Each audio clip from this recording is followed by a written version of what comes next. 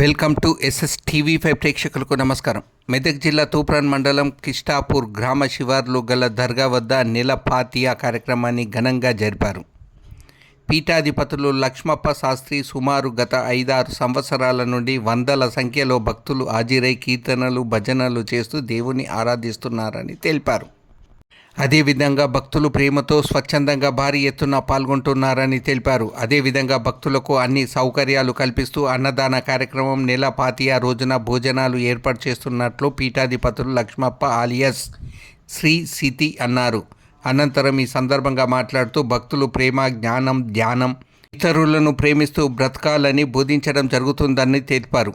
అందరి దేవుళ్ళు ఒక్కరేనని పేర్కొన్నారు. ఈ కార్యక్రమంలో భక్త బృందం ఇతర జిల్లాల నుండి, మండలాల నుండి, పలు గ్రామాల నుండి అధిక సంఖ్యలో పాల్గొని భజన కచేరీ చేశారు.